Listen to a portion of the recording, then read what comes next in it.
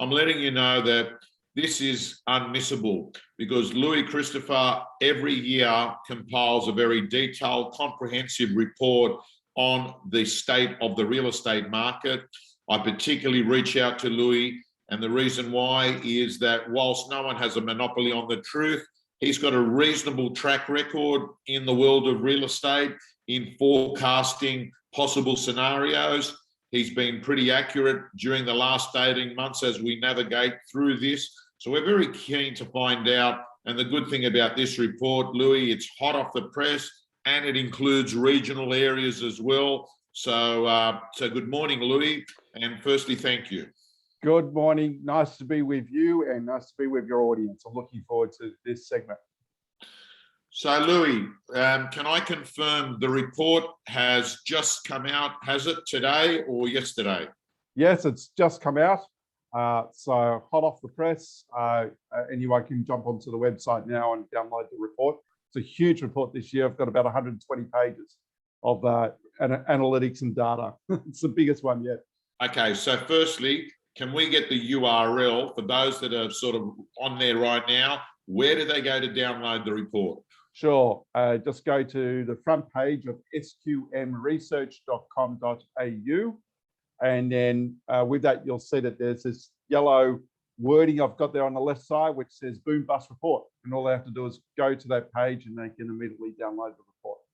Okay. Every real estate professional needs to start talking from a position of knowledge. You need to actually have information that allows you to come across more as a trusted advisor and not just as a salesperson. I've told every agent one of the things you should be doing is calling all your clients in the database, giving them an overview of what happened in the last 12 months and a forecast on what you think may happen in the next year, and touch base with them. Better than a Christmas card. And if you're really, really smart, you might end up getting into a few conversations that get you back in the door talking to them. And it is the thing you need to be doing, because Louis, I tell all the real estate agents, they should always leave the office on Christmas Eve, parking their car on top of the hill with a handbrake on. So when they come back, they let go of the handbrake. They've got business to attend to. They've got listings signed up. And that's what I want them to do. And they're going to have a far better conversation with knowledge than no knowledge. Also, this report, I think, is extremely useful to vendors and buyers as well. Helps them make a better decision on their real estate decisions. So, Louis, it's broken up into what? By city, by regional areas. And as you begin speaking, I'm just going to go pick up my coffee. Sure, no problem. So this year, we've really taken a top-down approach to the report. So firstly, we have forecasts at the capital city level, as well as a number of the larger regions, such as the Gold Coast and the Sunshine Coast. We also have mapped out the top 100 regional townships across Australia. As your audience would be well aware, Tom, we've had a boom in regional housing markets right across Australia, not just the coastline, but inland Australia as well. There's been a massive boom. So we've mapped out that boom in terms of the price changes which have occurred for the top 100 towns across the country. Over and above that, what we've also done, and we do this each year now, is we provide data such as median house prices for the year, listings, rents, vacancy rates, yields for every postcode in the country. So that's all mapped out. Plus we do a rating, what we call our risk investment rating. So that takes into account looking at the current leading indicators for that postcode, plus the long-term fundamentals of that postcode and putting a rating on it. And we've done that for every locality in the country as well. So it's a big report this year. I think that the main takeaway from the report is we are expecting the housing market to peak in 2022. We think it's probably going to happen sooner rather than later. We think the trigger for that slowdown will be further action from the financial regulator, otherwise known as APRA, Australian Prudential Regulation Authority. We think they're going to step in the market again and lift their serviceability test. As you may have read the news, Tom, APRA lifted the serviceability test on banks from 2.5% to 3%. In other words, the test for a borrower to see whether they can afford a housing loan has gone up. It means for all borrowers out there, they need more income. And we think APRA wishes to create a slowdown or engineer a slowdown in the market. And they will do that in 2022. We essentially cannot afford the situation. I think it would be very, let's say, politically incorrect right now for an election year where if the market roared ahead by another 20%. I think APRA have laid their hands out on the table by taking action at the beginning of this month. And so if the market doesn't slow down, they'll make sure it does by taking further action next year. So Louis, having said that, it's actually quite positive then when you turn around and say, in the marketplaces, I'm getting anecdotal feedback, Sydney, Melbourne, lots of listings, a little bit of softening. This isn't a bad thing because APRA would be watching and saying, hey, what we've done already may have impacted the market, which means that it might reduce the probability of them taking harder or more action sooner. Yes, Tom, that's right. And we've mapped that out where APRA takes no further action. And that's a scenario where you don't really see any major price falls. Not that we're forecasting major price falls, but it's a real soft landing in the marketplace if APRA do not take further action. Louis, let's get clear, and I know this is a basic question. Who is APRA? Is APRA the government? It's a government body. Right. It's a regulatory organisation that has some power over the banks. Their power is basically to tell the banks how much fundamentally they can lend relative to their balance sheet. Okay, why? Now we know, now, Louis, we know that there's going to be a federal election at some point before June next year. That's right. Right. Would it make political sense to upset a lot of the people in Australia that are going to vote if APRA goes too hard, too fast? If you're saying they are the government, doesn't it stand to reason they're going to want to do something that's not going to upset the owners of real estate in Australia? I think you're right, Tom. I think any extreme in the market, either acting too hard on the market to create a big correction or letting the market boom as it is, are effectively extremes. APRA's goal, in my opinion, is to try and create a soft landing in 2022, where the market loses steam, but it doesn't necessarily have a big correction.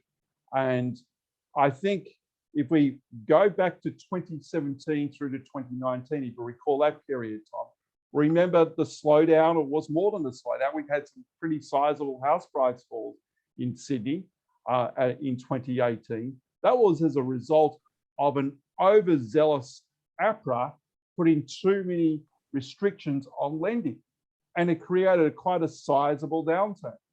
Now, my view is that APRA will not wish to repeat that mistake. I don't think they're looking to create waves in the market. They're wishing to take risk off the table, but they want to do it in a way where it basically doesn't create a whole new cycle. Now, it mustn't be an easy job because, Louis, when you've got sub-markets around the country, how do you make a decision that can, like, you know, you might have one market that's booming and then one market that's not booming, yet you make a decision that is across the line? Is there any ways that they can sort of, you know, like selectively impact the market? Oh, that's very hard to do, Tom. Effectively, they will give some overall rules to the banks. Now, what the banks can do is then be a little bit more selective down to the local level. So they, for example, they could decide to have higher or lower loan to value ratio requirements for certain areas, depending on the risk profile of that area. But overall, what they've done at this point in time will affect areas where the market is overvalued the most, where home borrowers are stretched the most to get into the marketplace. For areas where, look, the stretch to get into the market isn't as great, we don't think that the action taken today will have much of a bearing upon the market. So, for example, the Brisbane housing market, our forecast for 2022 is that prices are likely to maintain the current momentum and rise between 8 to 14%. We say that because we believe the Brisbane housing market is nowhere near as overvalued as, say, Melbourne and Sydney houses. And on top of that, we think there's going to be a rather rapid increase in interstate migration flow from the southern states into Queensland once the border is truly open. Now, Louis, we've got a lot of stock on the market at the moment. I talk from my own experience. I'm auctioning every day. In fact, I think you've indicated in Sydney this Saturday, there's 1,800 auctions. 1,700 auctions. This is unheard of. This is unheard of in Sydney. Oh, that's exactly right. Tom, I remember when I first monitored the market back in the early 2000s, a good week of auctions in Sydney was about 300 auctions. I think there has been a movement towards auctioning as a way of selling your property. And particularly during boom times, we all know lots and lots of vendors prefer to sell via auction. But I think the numbers this week are extraordinary. Now, it could be because more and more sellers are thinking we've reached the top of the market, and they may well be right. But it also could be two other factors. Number one, we all know we're in the spring selling season, a period where traditionally you get a lot more listings. And number two, I think there's been a lot of pent-up selling because of that period of lockdown, where people did not wish to list their property during the lockdown. They wanted to wait for the lockdown to end and then sell. And now we're in that period. So I think we'll get a better idea in terms of whether this is really the top of the market now when we come through into the new property year at the very end of January. And we'll see what the listings are like at that point. Now, if the listings are down again and well and truly down, it may well suggest to me, no, actually the market's still quite strong. And then it will feed through to perhaps APRA intervening.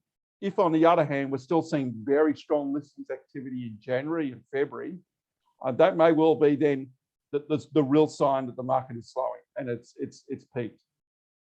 Now, Louis, how will you approach today? Do we go through and what do you want to do? You want to talk about what's the main hero bits of your report that you're releasing? Should we talk about forecasts around the place? Do we talk about what's happening? What do you think? What's the best way to approach this? Oh, look, I think we can grab various anecdotes in terms of what we think will happen, what has actually happened. I'll give you one straight out fact today.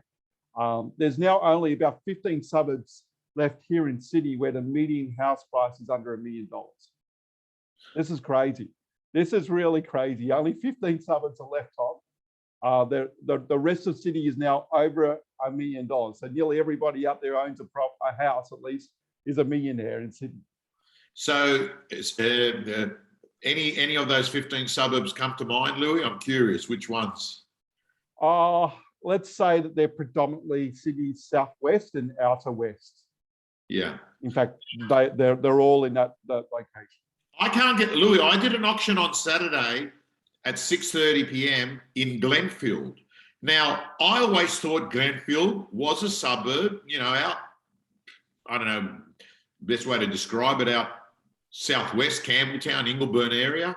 And Louis, it sold for $1,500,000. And I drove away and I thought to myself, Glenfield, $1.5 million, like $1.5 million was Surrey Hills. That's what used to happen, right? Now we've got $1.5 million, these families that look like they're blue collar workers, right? On $1.5 million, outlaying $1.5 million. Who knows what the mortgage is on that? But that's life. So that's interesting. Now, Louis, let's throw a few questions to you. Sydney and Melbourne.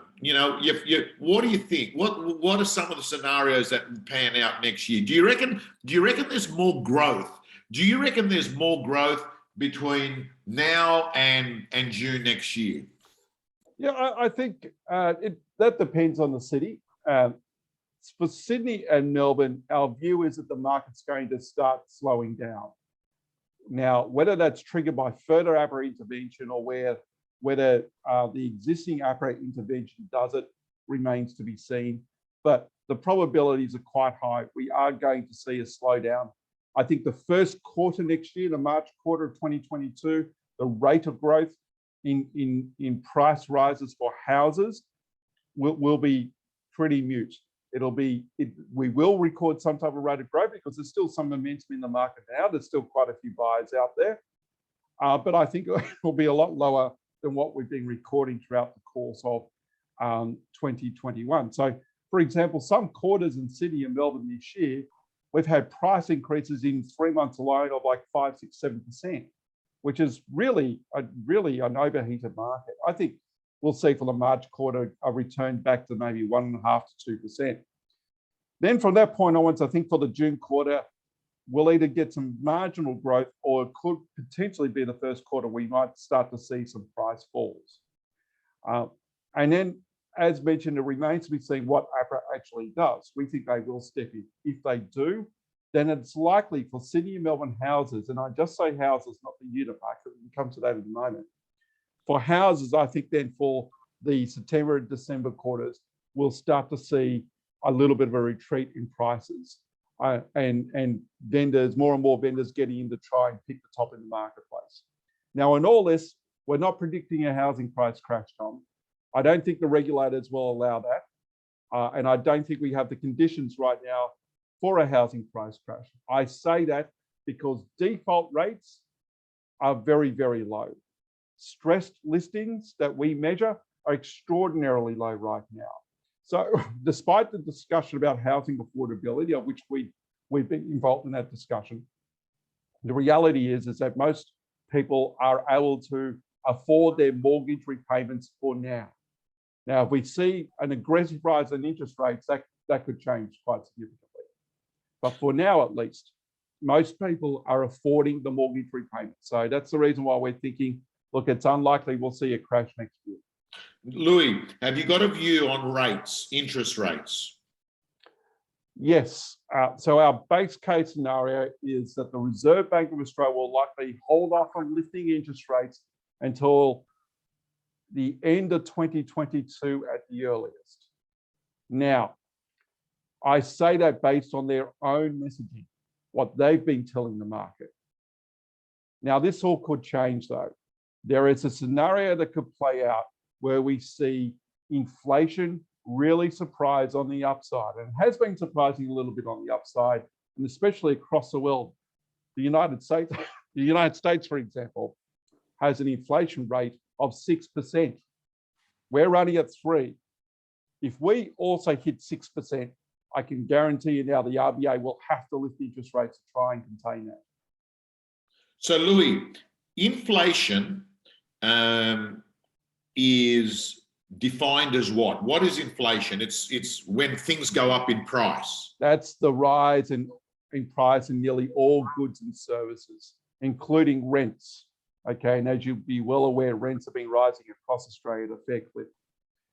So we do think inflation in Australia will rise. And I say that because we know at least a quarter of that basket, and that's rents and housing construction costs. So housing makes up a quarter of the overall inflation basket that the RBA and the Australian Bureau of Statistics measures inflation on. Okay, and at the moment, we've been recording a rise in rents across the country in the order of about 10% per annum. That's extraordinarily high. It hasn't fed through into the inflation basket as yet because we're measuring asking rents. But asking rents eventually feed through into all rents, as you know. There's just a bit of a lag. So we know that at least for 1/4 of that inflationary basket that the Reserve Bank and the ABS measures, that's really going to take off next year. So there's a real chance here we are going to see inflation surprise on the upside in Australia. And if we're right about that, how will the Reserve Bank of Australia respond? Will they aggressively lift interest rates because they've panicked and they haven't foreseen it? Will they hold their hand still and let inflation run? It's an interesting question. When inflation goes up, do real estate sale prices go up? Yes, they do, Tom. And I'll give you a prime example. We put this in our report. We modeled out back what happened in the 1970s. For that decade, Sydney house prices didn't double, they didn't triple, they quadrupled. They went from $20,000 in 1970 to finish the decade in 1980 at basically over $80,000. And it was because we had an inflation surge right throughout the course of that decade. Plus the combined fact that the central bank of the day at the time left interest rates below the inflationary level, right? So you can have a situation, and this gets complicated, but it explains a little bit more what could happen. Let's say we have inflation running at 6%. Yeah. Let's say the Reserve Bank of Australia lifts rates, but they only lift it by, excuse me, they only lift it by, say, 25 basis points. So we have an interest rate of, say, a quarter point, and lending rates go up to, say, 4%. Okay, so the inflation rate's higher than the interest rate. Okay, so basically your debt and the interest expense isn't covering for the effects of inflation. So your debt's actually being devalued due to inflation, which is good if you borrowed money. And it's even better when you own a home. And that's what happened in the 1970s. And so house prices absolutely skyrocketed because of inflation and people looking to get a hedge against inflation. When inflation's running hot, Tom, the last thing you want to hold is cash. You'd rather borrow cash and own real assets. And that's what housing is, of course. It's a real tangible asset. Okay. So Louis, we got to keep our eye on the inflation rate, because what you're saying is in high inflation, and we are seeing it, even our own real estate officers are saying they can't find staff. They've got to pay over the odds. If you're building a home, steel and timber has skyrocketed. Yes. The tradespeople you employ has skyrocketed. Yes. Everything is more expensive. We've got to keep an eye on that, because what you're saying, if that were to continue, we may have to accept we're going to enter a period of rising interest rates. That's right. But it depends what the Reserve Bank of Australia does.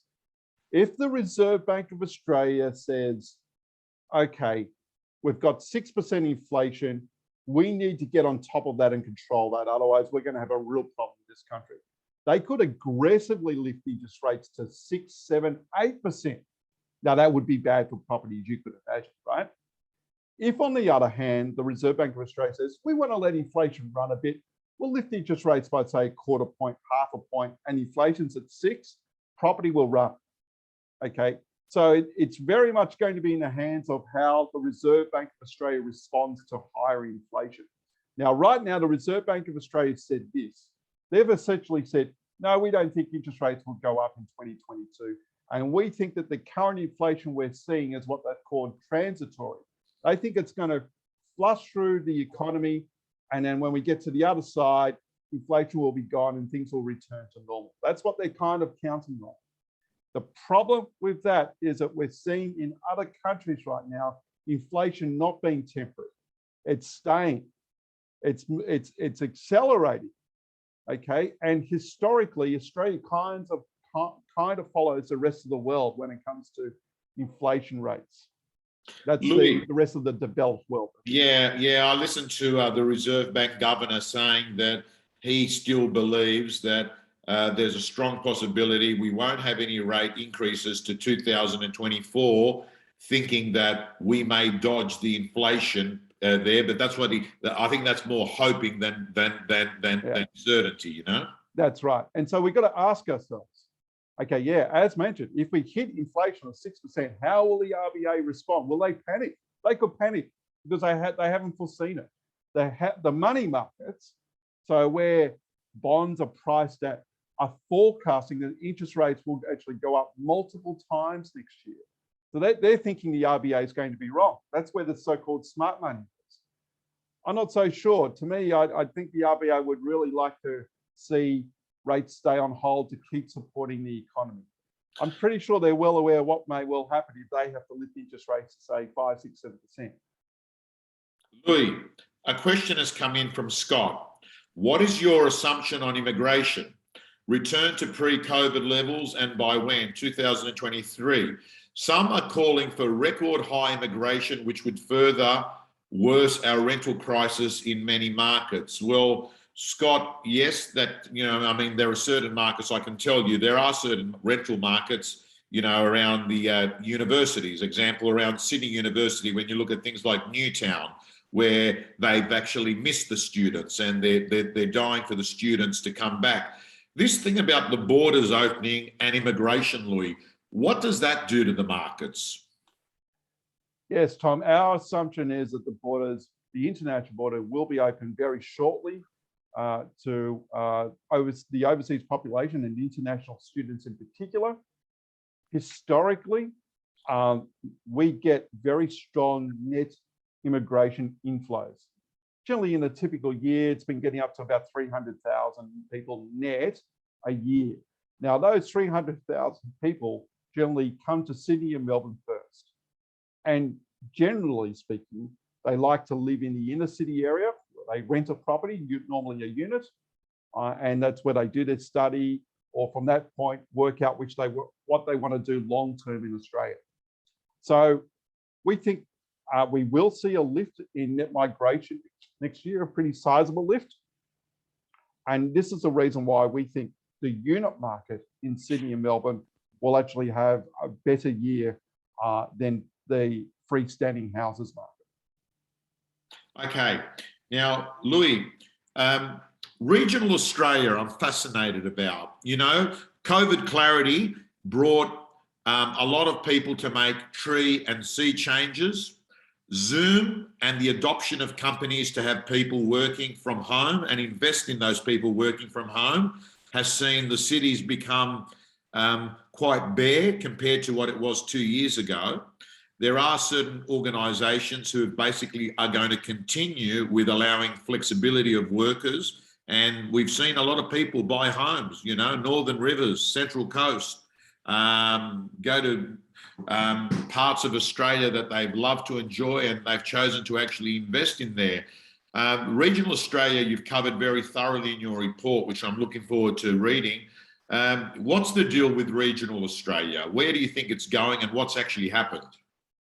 Well, this year we've seen an extraordinary situation where we've seen an absolute boom in quite a large number of Australia's regional townships, not just coastal regional townships, but inland regional townships. Indeed, I did a recent story with The Australian where we pinpointed 30 townships where the vacancy rate is 0. We're recording no vacancy at all in these townships. And essentially what happened with these regions is, say for a typical town of say 20 to 30,000 people, they might at any one point in time have say 50 to 60 properties vacant in their town, right? Okay, all of a sudden, 1,000 people turn up on their doorstep from say Sydney and Melbourne wishing to get away from lockdowns, wishing to get away from COVID. And the town can't handle that type of snap demand upwards because they only had about 50 properties available for rent to begin with. And so what happens? Rents snap up, absolutely snap up. In turn, when these type of markets correct, they can correct pretty fiercely because they're what I call shallow markets. In other words, the liquidity in the market is actually very shallow, it's very small. And so you can see wild swings in prices and rents.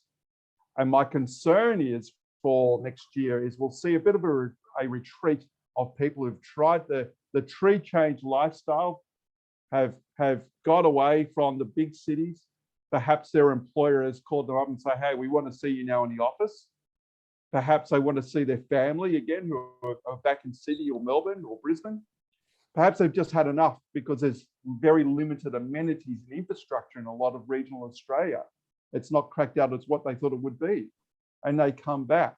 Now, I think we'll see a bit of that, particularly for inland townships next year, provided we no longer have any more lockdowns in our big cities. If we have another COVID breakout and we have more lockdowns, then I'm going to be wrong on that front, Tom. People will stay in regional townships because they hate being locked up. Who likes to be locked up? Nobody does, right? And a lot of regional Australia has really had a lot of freedom during this time, where Sydney and Melbourne and perhaps a little bit of Brisbane and other capital cities have been locked down.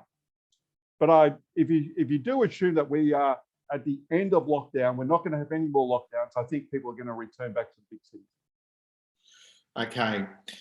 And by the way, Louis, I remember you told me in February 2020, and it was around the 29th of February, before this COVID started, you'd actually allowed for a possible scenario in your forecast of, like, if everyone remembers, the market was booming along, no dramas, life was good. We hadn't heard of lockdowns. We hadn't actually even heard really of the term COVID. We would hear coronavirus in China.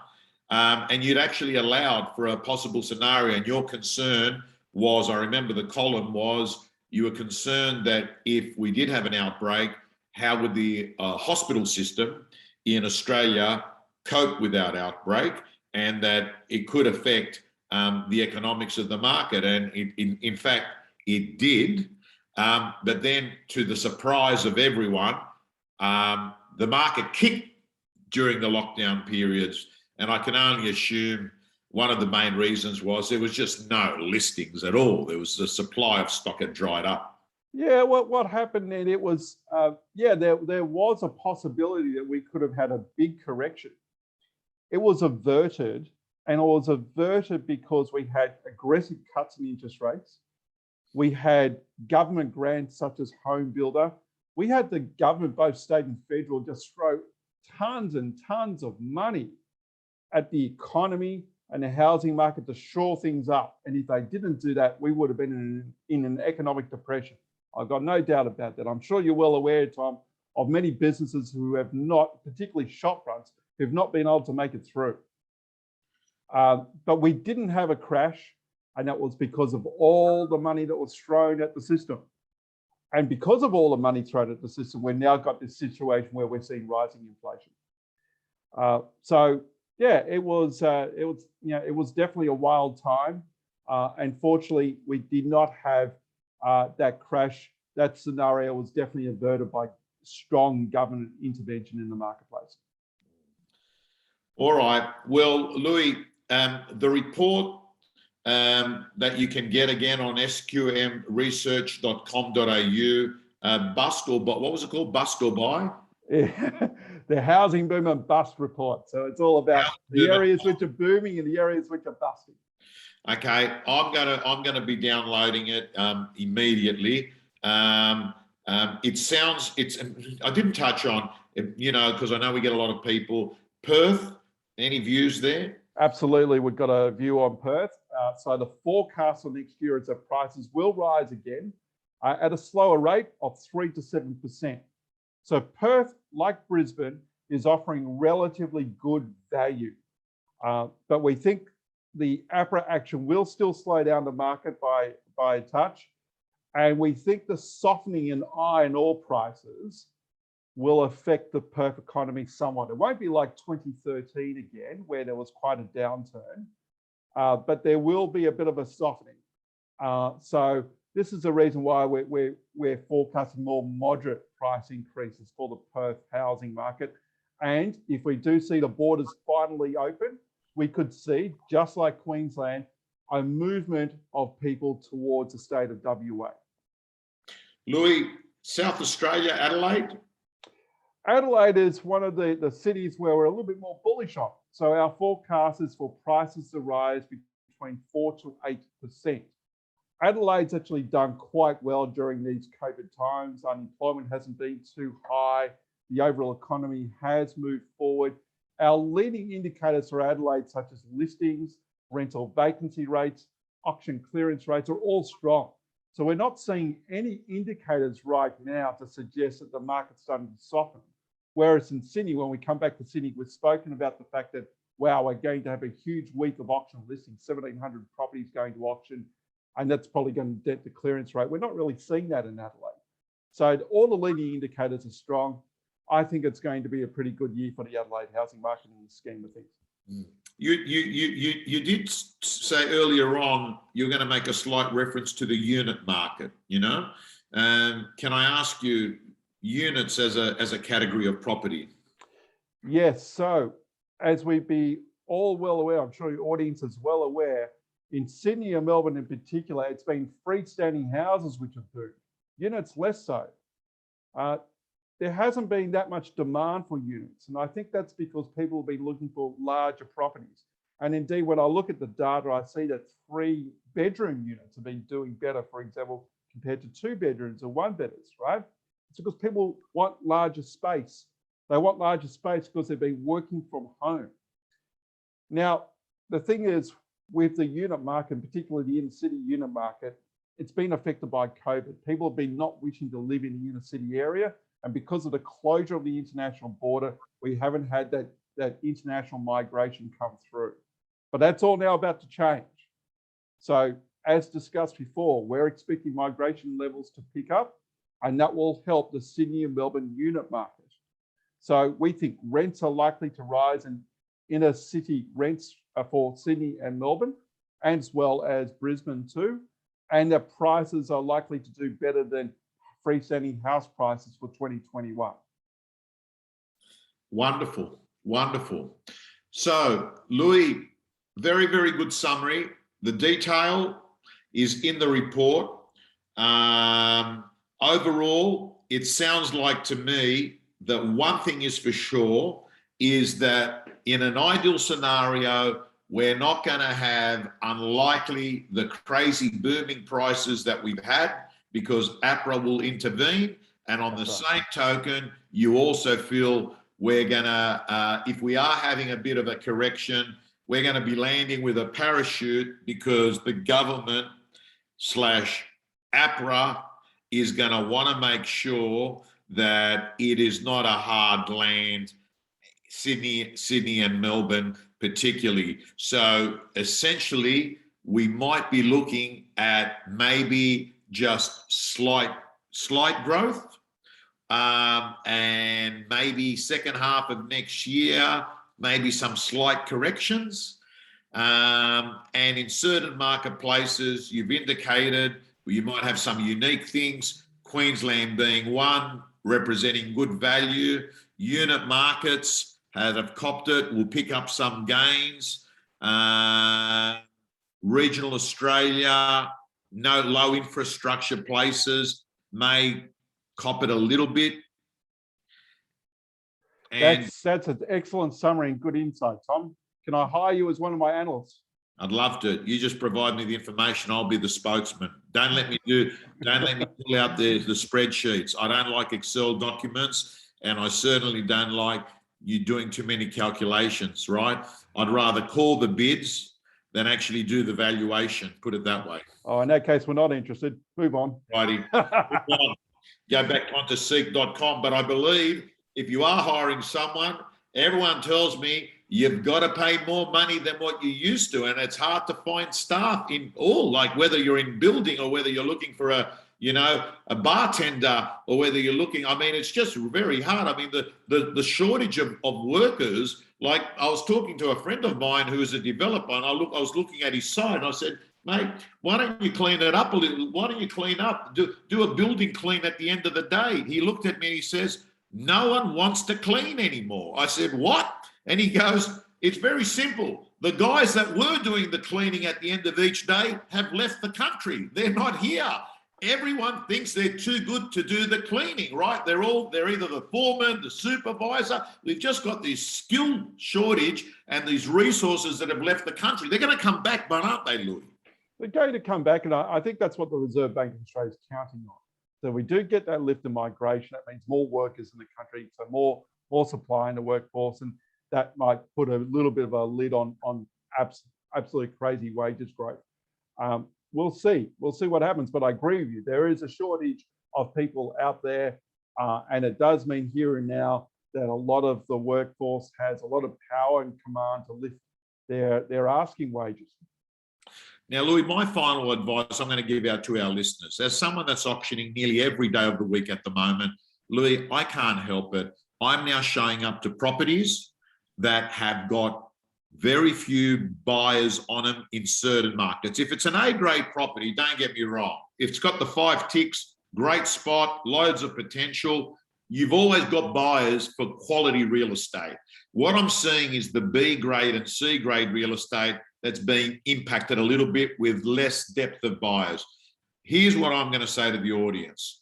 If you are an auction client right now and you've got a property up for auction this Saturday and you've got one strong buyer and maybe another 2 that aren't so strong, look, make the phone call, see whether you can put the deal together up before auction, because Louis, I'm often finding myself in a situation where someone is doing a pre-auction offer of, say, 1.1. By the time they come to the auction, no one's pushing that buyer to go to 1.1. The bidding stops at, say, $1 million. And this buyer who's got 1.1 to spend is saying, well, look, the market has spoken. There's no one else here that's going to push me to pay that price. And they actually don't offer what they were offering prior to auction.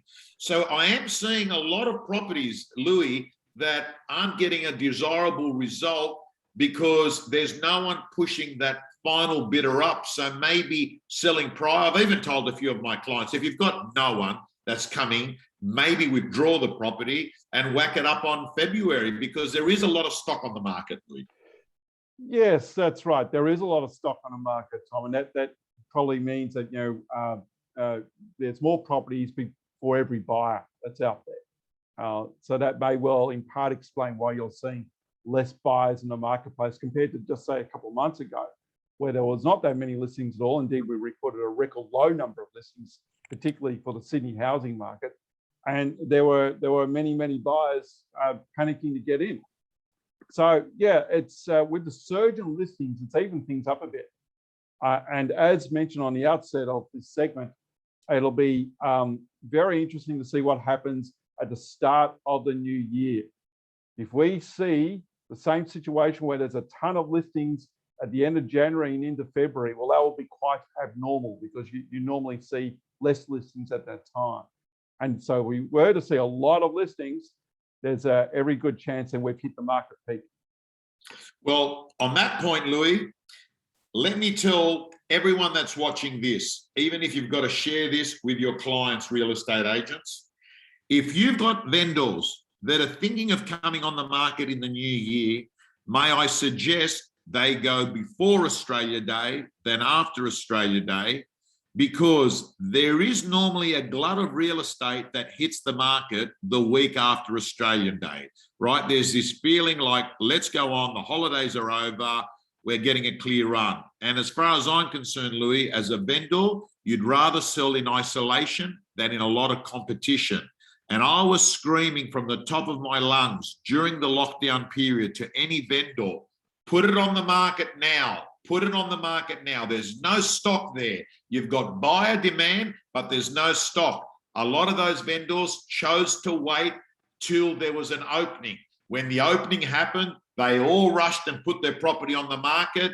Hence now we've got 1,800 properties trying to rush through and get their homes sold. They could have done it in September. They could have done it in October. They could have done it in July. There was nothing on the market, Louis. I mean, people were scared. I get it. But I mean, virtual auctions were working and private inspections were working. Deals were still being done.